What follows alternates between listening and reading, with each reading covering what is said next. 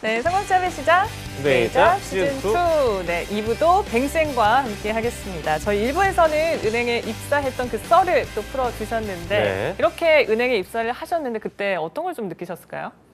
제가 이제 인사부로 들어가지 않습니까? 네. 예. 인사부로 들어가서 이제 그 요 한마디가 이제 핵심인데요. 이 지원 동기라고 하는 이 항목입니다. 그 자기소개서 지금도 지원 동기가 여러분들을 괴롭히고 있을 겁니다. 우리 네. 취준생분들을. 근데 제가 있을 때도 마찬가지였고 제가 그래서 다 다른 은행 다 조사를 해봤죠. 해보고 제 위에 고참 직원들 그러니까 선배 직원들 인사부장님, 본부장님 뭐 이런 분들한테도 선배님도 지원 동기 적고 들어오셨습니까? 다 물어보고 예. 뭐라고 적었습니까? 라고 하니까 하나같이 100명 중에 99.9%가 전부 다 뭐라고 적긴 뭐라고 적어 뻥을 치고 왔지 라는 이 답변이었습니다. 그래서 제가 다른 은행도 다 조사를 해본 결과 지금 이 지원 동기라고 하는 이 항목은요. 여러분들에게 제가 드리고 싶은 메시지가 뭐냐면 여러분들에게 지원 동기가 뚜렷하기를 바라는 게 아니라 여러분들이 좀 어느 정도 사실 뻥을 쳐도 문제 없습니다. 그게 사실이 아니라는 거 인사 담당자가 다 알고 있습니다.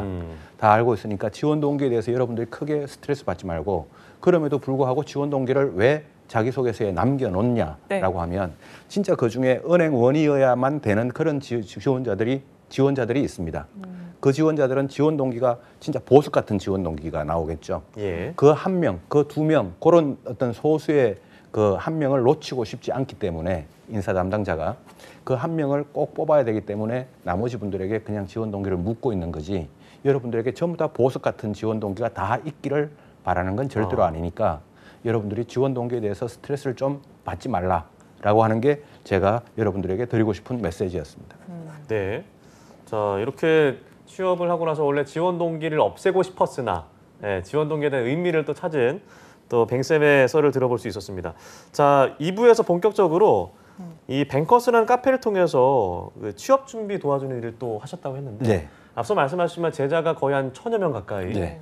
모두 다 이제 소중하시겠지만 특별히 또 기억에 남는 제자가 있다면 뭐 어떤 분이 있을까요? 그 중에 이제 천여 명 중에 한 명이겠죠. 예. 그래, 시간이 지나도 잊혀지지 않는 친구가 있는데요.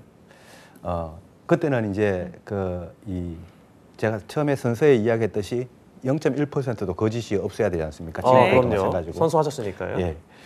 그때는 이제 스펙 채용, 지금은 블라인드 채용해가지고 이제 스펙을 거의 적지 않는데 스펙 채용 때는 학교, 전공, 학점, 토익, 뭐 자격증 이런 스펙들이 채용 서류 전형에 상당히 영향을 미칠 때였습니다. 네. 불과 지금부터 몇 년 전이죠. 근데 제가 이제 특강을 이렇게 하고 특강 끝나고 질문 있는 사람 질문 한번 해보십시오라고 하니까 맨 앞쪽에 딱 앉아 있는 남학생인데 네. 생긴 건 번듯하게 생겼어요. 손을 번쩍 들고 질문을 합니다. 이 친구가.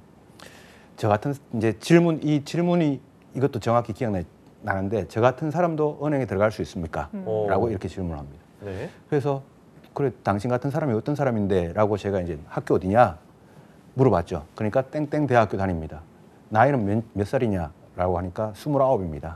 29이면 땡땡이 이제 뭐 어떤 지역입니까? 아니면 수도권? 경기도 소재의 경기도 소재의 좀 낮은 학교. 좀 레벨의 학교인데 예. 땡땡 대학교 이제 학교 이름은 제가 이야기하기는 좀 거시기해서 땡땡 대학교라고 이제 이야기를 하는데 땡땡 대학교 다닙니다. 나이는 29입니다. 29이면 좀 늦었죠. 그러네요. 그래서 전공은 뭐냐라고 하니까 제가 이제 그 친구의 어떤 간절한 질문을 생각해서는 조금이라도 뭔가 은행에 들어갈 수 있는 끈덕지만 보이면 너도 가능성이 있으니 한번 해보라라고 이렇게 이야기해주고 싶은 게 제 마음인데 전공이 뭐냐라고 하니까 체육학과 전공했습니다. 체육학과. 학점은 얼마냐라고 하니까 뭐 체육학과 학생이 학점이 별로 의미가 있겠습니까마는 학점 3.6이라 합니다. 나쁘지 않은 학점이죠. 3.6이면 평균적인데 뭐 체육학과 학생이 뭐 3.6이 뭐 크게 의미가 있지는 않겠죠. 네. 그래서 혹시 토익이라도 있냐? 네. 라고 하니까 제 발 사이즈입니다. 발이 굉장히 크셨나 보네요. 그래서 제가 순간적으로 발을 봤죠. 네. 발에 눈이 가더라고요. 발이라도 좀 크라 라는 마음으로. 근데 딱 보니까 발이 크지가 않아요. 네. 그래서 몇 점인데? 라고 하니까 400점 됩니다. 라고 이렇게 이야기를 해요. 혹시 자격증 있냐? 라고 없습니다. 가만히 보니까 29살에 땡땡대학교 체육학과 이미 기졸업 3.6 무토익 무자격증 이 스펙이 진짜 꽝인 거예요. 그래서 이 친구한테 뭐라도 빛을 줘야 되는데 그래도 예. 너도 사람을 보니까 사람은 참 괜찮은 것 같다. 지금이 2월 달이니까 이제 2월 달이니까 이번 상반기 채용은 좀 네가 늦은 것 같고 다음에 이제 하반기 채용 때 한번 도전해 보면 해볼 수 있지 않겠냐. 예. 그 전에 내가 시킨 대로 좀 잘 해라. 라고 이제 스펙은 어떻게 만들어라, 자소서는 어떻게 적자, 다음 달부터 자소서 수업을 한번 들어볼래? 라고 하니까 예, 알겠습니다. 그럼 선생님 말씀 듣겠습니다. 오. 하고 이제 2월 달부터 자소서부터 시작을 해서 이제 딱 그 수업을 들으면서 이제 준비를 하기 시작을 합니다. 네. 모르긴 몰라도 굉장히 하드한 일정이지 않았을까 싶은데요. 그렇죠. 네. 그래도 2월 중간에 그 친구가 이제 전혀 체육학과 전공 학생이면서 2월 중간에 저한테 이런 말을 한 번 합니다. 이렇게 강의실에서 수업을 듣고 끝나면서 네. 선생님 도저히 이 길은 제 길이 아닌 것 같습니다. 아. 이 길은 너무 힘듭니다. 하드합니다. 우리 저 MC님 말씀대로 하드합니다. 이 길 말고 다른 길을 찾아야 될 것 같습니다. 라고 이렇게 이제 저한테 찾아와서 이야기를 하길래 제가 야, 그 친구 이름을 길동이라고 한번 해보죠. 네. 야, 길동아, 네가 지금 네 결정대로 이 문을 딱 열고 나가면 너는 이제 더 이상 나를 못 본다. 나를 못 보고 이 강의실엔 다시는 못 들어올 거다. 네 인생에 후회가 없겠냐? 라고 하니까 이 친구가 한번 고민해 보겠습니다. 하고 이제 나가는 거예요. 네. 나갔던 그 일화가 이제 있었죠. 그러면서 2월 달에 이제 자기소개서를 이렇게 적자 또 피드백 해주고 이런 과정을 거칩니다. 네. 그런 사이에 이제 상반기 채용 공고가 이제 뜨겠죠. 떴는데 3월 그러다가 3월 한 중하순경이었습니다. 3월 중하순경인데 이 친구가 갑자기 저한테 전화가 옵니다. 전화가 와서 선생님 하고 이제 다급한 다급하게. 큰일 났습니다. 그래요? 왜 큰일 났냐? 뭐가 큰일 났냐? 지금 이제 자소 수업 다 끝나고 이제 면접 수업 해야 되는데 뭐가 큰일 났냐? 그러니까 선생님 지난 2월 말에 땡땡은행에서 채용 공고 뜬 거 아시죠? 그래 알지. 거기 제가 선생님한테 자소서 수업만 들었는데 네. 수업 한번 테스트라도 해볼까? 해가지고 원서를 나 모르게 그러니까 저 모르게 원서를 냈는데 그게 덜커덩 서류 전형에 붙어버렸습니다. 이야, 큰일 어떻게 났습니다. 붙은 거죠? 예. 예. 그래서 제가 야 큰일 났네 하고 바로 그 다음 이제 그 은행의 전형 과정이 논술 시험이었습니다. 논술 시험인데 이 체육학과 학생이 논술이 뭐 알겠습니까? 그래서 그 논술 시험이 이제 바로 고주 토요일 날 그러니까 한 3일 정도 이제 시간이 있었는데 네. 그 3일 동안 1대1로 논술 코칭을 또 빡세게 시켰죠. 그래서 이제 이 친구가 주말에 논술 시험을 보러 가는데 논술 시험이 또 그 다음 주에 발표하는데 또 붙어버렸습니다. 어머나. 와. 실력이 있는 친구인가요? 잘 가고 있는 거죠. 네. 이제 그 다음 과정이 진짜 이제 문제인데 그 다음 과정이 이제 뭔가 하면 그 다음 과정이 1차 면접을 가야 되는데 네. 1차 면접이 합숙 면접입니다. 이 은행에서. 합숙 면접인데 이제 그 채용과 관련된 그러니까 그 졸업 증명서 뭐 이제 관련된 제출 서류들 있지 않습니까? 네. 서류들을 합숙 면접에 가면 첫날 저녁에 인사 담당자가 한 명씩 불러가지고 서류를 제출해 주십시오 하고 이제 서류를 다 받습니다. 예. 그래서 이 친구도 이제 논술 시험까지 붙었죠. 진짜 체육학과 학생이 이제 달려서 논술 시험까지 붙었는데 네. 1차 면접 가려고 이제 학교에 서류를 떼러갔겠죠. 네. 1차 면접도 이제 제출해야 되니까. 서류를 제출하러 가면서 간 날, 그러니까 합숙 면접이 만약에 금요일이다. 금요일 날 합숙 면접 간다 그러면 수요일쯤에 이제 학교에 가서 서류를 떼는데 수요일 날 서류를 떼다가 저한테 전화가 옵니다. 선생님 하고. 또 무슨 일이 있었나요? 또 큰일 났습니다. 진짜 큰일 났습니다. 이번엔 진짜 큰일입니다. 무슨 일이었나요? 제가 그 체육학과 그러니까 자기가 그 체육학과 졸업인 줄 알았는데 졸업이 아니었네요. 라고 이렇게 이야기를 해요. 그럼 뭐죠? 졸업 요건을 채우지 못한 건가요? 그러니까 갑자기 저도 그 말을 처음 들었으니까 네. 도대체 길동아 무슨 말이냐? 너 졸업했다며? 나한테 졸업했다고 그러지 않았냐? 그러니까 저도 그런 줄 알았는데요. 학교에 와보니까 서류를 떼러 와보니까 그게 아니네요. 하고 서류 떼니까 그럼 뭐라고 나오는데? 라고 하니까 자퇴로 나온다는 거예요. 학교를 자퇴했다는 거예요. 근데 그 은행에 지금 이미 입행 원서에는 땡땡대학교 체육학과 졸업 이렇게 다 적었지 않습니까? 네. 근데 학교에 서류를 떼니까 자퇴 이렇게 나오는 거예요. 어. 도대체 나한테는 그런 이야기 하지 않지 않았냐? 도대체 이게 무슨 말이냐라고 하니까 이제 그때서야 이제 이 친구가 전화로 자기 이제 자초지종을 이야기를 하는데 이 친구가 대학교 들어갈 때 이제 체육학과로 입학을 했겠죠. 예. 그래도 대학교 2학년 마치고 군대를 갔는데 그때 체육학과가 자기 진로하고 안 맞다 해가지고 그때 자퇴를 하고 군대를 간 거예요. 그래서 군대 전역을 하면 나는 다시 수능을 봐서 내 다른 진로를 학교로 다시 가겠다. 예. 생각을 하겠다. 이 생각을 가지고 자퇴를 했던 거예요. 자퇴를 하고 군대를 갔다가 그다음에 이제 군대 전역을 했죠. 네. 전역을 해가지고 다시 수능을 보려 그러니까 그게 뜻대로 안 되니까 다시 복학도 안 되고 복학을 하려고 학교를 물어봐도 자퇴를 했기 때문에 안 된다 그러고 이 친구가 그래서 그 학교 옆에 있는 평생교육원을 가게 됩니다. 네. 평생교육원에 가서 평생교육원의 체육학과를 졸업을 했던 거예요. 네.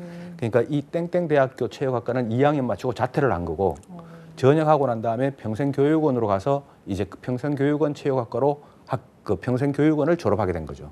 근데 그거를 이 친구는 자기는 땡땡대학교 체육학과를 졸업한 걸로 이렇게 자기도 그냥 그렇게 인식을 했고 그 전에 저한테도 그렇게 이야기를 했고 입행 서류에도 그렇게 적었고 근데 서류를 이제 막상 제출하려고 떼 보니까 자퇴고 안 나오고 네. 아유, 그래서 평생교육원에 가서 떼니까 거기는 이제 학사 졸업이라고 나오고 아니 그럼 그 이후에 그 학력이 어떻게 보면 자기도 모르게 이렇게 위조가 된 상황이 됐습니다. 그렇죠. 네. 근데 그 이후에 시험을 보러 가야 되는데 어떻게 해야 된 건가요? 그 이후에는? 그 만약 두 분 이제 그래서 제가 그 친구한테 그렇게 이야기를 하길래 이거를 어떻게 해결해야 되나 그래도 은행원이라고 하는 직업을 가지려고 하는 친구인데 네. 야 길동아 우리 전공법으로 가자.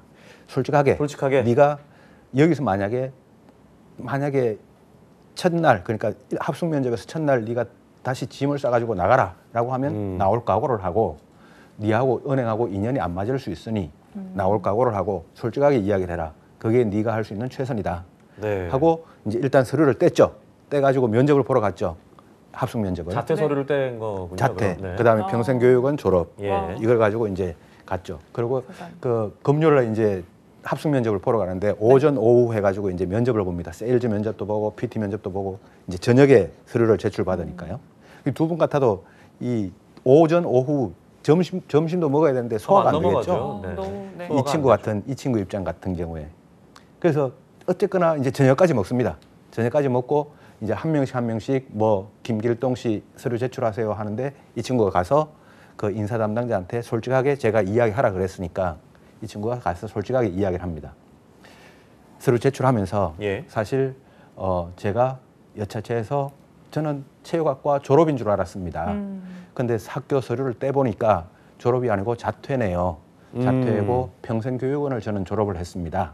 근데 지금 서류는 그렇게 평생교육원 졸업으로 이렇게 서류를 제출합니다. 만약에 이것 때문에 어떤 불이익을 받아야 된다면 제가 지금이라도 짐을 싸가지고 집으로 가겠습니다. 이렇게 이야기를 했던 거예요. 이 친구가. 그러니까 그 은행에서는 이 합숙 면접 때 면접 보는 시간 빼고는 이제 이 전화를 쓸 수 있게 핸드폰을 쓸 수 있게 네. 해줍니다. 이 친구가 저녁에 이제 저한테 전화 온 거예요. 전화가 와서 선생님 저 죽었다가 살았습니다. 그래요? 라고 이렇게 전화가 온 거예요. 네. 전화가 와서 야, 어떻게 했냐? 네. 내가 시킨 대로 했냐? 그 이제 그러니까 제가 정직하게 전공법으로 나가자라고 했으니까요. 내 시킨 대로 했냐라고 하니까 예, 시키는 대로 했습니다. 그 인사 담당자가 뭐라시더냐라고 하니까 서류를 제출받은 인사 담당자가 뭐라고 이야기를 했냐면 예, 알겠습니다. 길동 씨. 저희가 다음 주 월요일 날 인사부에 들어가서 이제 회의를 해보고 서류가 본의 아니게 위조됐다는 게 이제 서류가 본의 아니게 거짓이었다는 게 문제가 되면 이번 1차 면접 합숙 면접이죠. 이 합숙 면접 결과 발표를 통해서 알려드리도록 하겠습니다. 일단 내일까지 면접이니까 그대로 진행하는 걸로 하겠습니다. 잘 보십시오. 예. 라고 이렇게 이제 이야기를 해줬다는 거예요. 그래서 그 말을 들은 길동이가 그날 저녁에 첫날 저녁에 이제 전화 와서 죽다가 살았습니다. 내일까지 면접 볼 수 있겠습니다. 라고 이렇게 이제 이야기를 했던 네. 거죠. 근데 이게 어떻게 보면 허위 기재고 특히 요즘은 굉장히 민감한 그렇죠. 사안인데 그러게요. 보통 인사팀에서 이런 식으로 처리하는 게 그게 기본인가요? 거기에 대해서는 뭐 딱 정답이 있는 건 아닌데요. 정답이 있는 건 아닌데 그때 당시 제가 그 은행의 인사 담당자가 그렇게 했던 그 역할에는 상당히 잘했다라는 생각이 있답니다.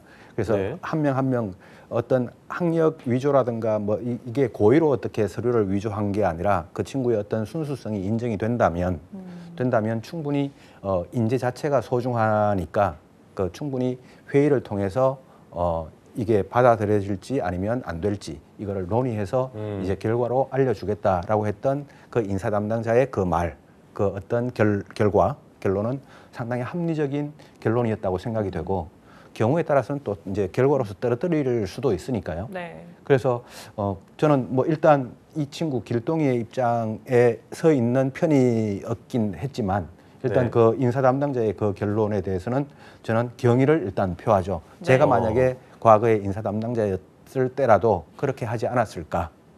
그렇게 이제 생각을 하면서 이 친구가 그 다음 날까지 다행스럽게1차 면접을 마치게 되죠. 예, 지금 다행이네요. 쌤의 말씀을 들으면서 쫄깃쫄깃합니다. 결과가 그러니까요. 빨리 궁금해져요. 이 길동 씨는 어떻게 된 건가 대체? 네. 예, 그 이유는 어떻게 됐습니까? 근데 1차 면접이 이제 그 다음 주에 결과가 발표가 나는데요. 네. 결과가 발표 나는데 이 친구가 저한테 전화가 다시 옵니다. 예. 전화가 또 와서 선생님 왜? 하니까 어떻게 됐냐? 하니까 붙었습니다. 오, 1차 면접이 이제 붙은 거죠. 1차 면접 합격. 이 친구 입장에서 이제 1차 면접까지 이제 합격을 했다라는 건 이제 그때 당시 인사 담당자가 뭐라고 이야기를 했냐면 네.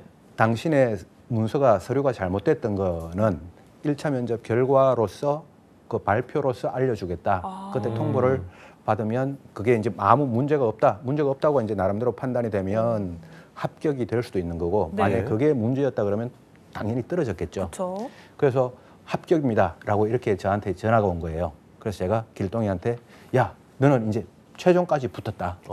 너는 이번 1차 면접에서 이게 붙었다는 거는 이 상태에서 네가 1차 면접을 통과했다는 거는 최종에서 네가 만약에 떨어질 것 같으면 너는 1차 면접에서 붙을 수가 없다. 그래서 제가 너는 최종까지 붙었으니까 네. 너는 이제 은행원이 됐다. 그렇게 마음 먹어라. 너는 이제 은행원이 된 거다. 내가 1번 타자로 내가 너를 축하해 준다. 하고 네. 축하한다. 라고 내가 이야기를 했죠. 네. 그러니까 이 친구가 길동이가 도대체 최종 합격이라는 게 그게 무슨 말입니까? 저는 이제 그 친구는 인사 담당자의 어떤 느낌이라든가 촉이라든가 어떤 프로세스라든가 이런 걸 이해를 못 하니까요. 그래서 그게 도대체 무슨 말입니까? 제가 어떻게 최종 합격을 합니까? 아직까지 최종이 남아 있는데 예. 이제 그렇게 이야기를 하면서 제가 그 친구한테 뭐라 그랬냐면 이제 뱅크스라는 카페를 통해서 또 우리 학원을 통해서 이제 이 땡땡은행의 최종 면접을 앞두고 모의 면접이라고 하는 게 있는데 이게 이제 유료로 우리 취준생들 입장에서는 유료로 이제 수강을 해야 되는 과정이죠. 너는 최종 합격했다. 너는 이제 무조건 최종 합격한 거니까 절대로 모의 면접 이거 신청하지 마라. 취준생이 돈이 어딨냐? 그 돈 가지고 여자친구랑 뭐 술이나 먹고 모의 면접 신청하지 말고 너는 내 말만 믿고 최종 합격한 거니까 최종 면접에 가서 졸지만 않으면 너는 최종 합격했다. 네. 근데 학생 입장에서는 아니 나 준비해야 될 게 한두 개가 아닌데 그렇죠. 마음도 좀 찔리는데 네. 모의 면접이라도 해서 좀 준비를 하고 싶었을 텐데 어땠을까요? 충분히 그럴 수 있죠. 근데 이제 인사 담당자의 촉과 어떤 업무 흐름의 프로세스를 제가 이제 흐름을 파악을 해보면 저는 이제 최종 합격한 거예요, 이 친구가. 그래서 너는 절대로 이제 모의 면접도 신청하지 말고 최종 합격했으니까 이제부터 놀아라. 그냥 최종 면접에 가면 그냥 졸지만 말고 나와라. 네. 라고 이제 했었던 거죠. 제가 이 친구한테. 근데 최종 면접 때 이제 모의 면접을 딱 하러 가는 날 네. 강의실에 딱 들어가 보니까 이 길동이가 딱 양복을 입고 앉아 있는 거예요. 그래서 제가 화가 나잖아요. 말을 안 들은 거네요. 감히 예. 이 뱅의 말을 안 들어? 이 전설의 뱅의 말을 안 들은 거잖아요. 네. 그래서 제가 조인트를 깠죠. 조인트를 까면서 야 임마 너 이거 신청하지 말라 그랬잖아. 지금은 또 당장 환불해서 저 데스크에 가서 환불해서 가. 너 내 말 안 믿어? 라고 이렇게 네. 이야기를 했죠. 네. 그러니까 이 친구가 저한테 그때 했던 말이 무슨 말을 하냐면 선생님 제 입장을 한번 생각을 해보시죠. 그럼요. 그래. 예, 불안하죠. 그래 네 입장 한번 생각해보자. 제가 땡땡대학교 체육학과 이렇게 졸업한 걸로 알고 근데 사실은 저는 자퇴였습니다. 그리고 토익도 없습니다. 그리고 졸업한 지 나이도 지금 이만큼 됐습니다. 그리고 이번에 지원도 이 땡땡은행 한 군데만 지원했습니다. 그런데 앞으로는 이제 다른 은행을 또 지원해도 이제는 체육학과 졸업이라고 적지도 못합니다. 예. 이제는 자퇴라고 적어야 됩니다. 근데 제가 서류 전형에 합격하고 논술 시험도 합격하고 합숙 면접도 합격하고 이제 최종 면접 한 군데 한 번만 남았습니다. 만약에 이 면접에서 제가 떨어진다면 저는 앞으로 영원히 은행원이 못 될 겁니다. 저는 지금이라도 지금 실오라기 하나라도 잡아야 됩니다. 내일 선생님이 모의 면접 또 신청하면 저 또 신청할 겁니다. 선생님 제 입장을 한번 생각해 주십시오. 예. 라고 이 친구가 저한테 그렇게 이야기를 해요. 네, 이해가 그래서 되네요. 네, 제가 그 말을 딱 들으니까 야 길동아 내 촉, 그러니까 인사 담당자의 촉은 너는 분명히 합격이다. 합격이지만 네 입장을 들어보니까 네 입장도 내가 충분히 100%, 120% 이해가 간다. 모이면 보자. 보고 일단 우리는 최선을 다하자. 네 말대로 네가 네 입장이 그러니까 최선을 다하고 우리는 내일 지구가 멸망하더라도 사과나무를 심자 해서 모의 면접을 했죠. 모의 면접하고 그래 면접 잘 보고 와라. 결과는 안 봐도 합격이야 임마. 네. 하고 촉대로 결과는 합격이었나요? 예. 그리고 이제 최종 면접을 이제 보러 갔죠. 네. 보러 가서 최종 면접 보고 왔는데 이 친구가 최종 합격을 하게 됩니다. 네. 정말 야. 그야말로 레전드 오브 레전드 썰이 아닌가. 네, 흥미진진합니다. 사실 네. 저희 처음 얘기 듣고 이분이 되겠나 싶었는데 그러니까요. 네, 이렇게 결과가 어떻게 될까? 결국엔 최종 네. 합격을 하게 됐습니다. 네. 아마 이렇게 쭉 얘기를 해주셨는데 뱅쌤이 우리 취준생 여러분에게 이 일화를 통해서 하고 네. 싶은 말씀이 있으셨을 네. 것 같아요. 마지막으로 한 말씀 해주시죠. 그렇죠. 이 친구가 가지고 있는 기록이 있습니다. 이 친구는 어떤 기록을 갖고 있냐면 가장 빠른 시간 안에 은행 취업에 성공했습니다. 2월 달에 스타트를 해서 5월 달에 최종 합격을 했습니다. 딱 3개월 만에 성공을 했던 거죠. 예. 제가 봤던 한 이 친구가 가장 스펙이 낮았습니다. 은행에 들어갔던 대학교 자퇴 그것도 체육학과 그리고 무토익에 무자격증에 이 가장 스펙이 낮은 학생이 가장 빠른 시간 안에 이 친구는 다른 어떤 곳도 서류 전형에서 탈락해봤다 면접에서 탈락해봤던 적이 없습니다. 딱 한 군데만 지원했으니까요. 그러니까 이 기네스 기록을 가지고 있는데 이 취업이라고 하는 건 여러분들한테 우리 이 방송을 보고 있는 여러분들한테 취업이라고 하는 건 100% 여러분들의 실력으로만 되는 건 아닙니다. 이 친구가 상당히 운도 있었죠. 운도 있었고 재수가 좋았죠. 그래서 취업이라고 하는 건 보통 우리가 운칠기삼 이렇게 이야기를 하는데요. 취업은 운칠기삼이 꼭 아니더라도 운이 반드시 따라야 된다. 여러분들한테 운이 따라야 되고 이번 신축년 우리 소띠해에 여러분들한테 운이 따르는 그런 한 해가 되기를 바라는 마음으로 네. 제가 이 친구 일화를 소개시켜 드렸습니다.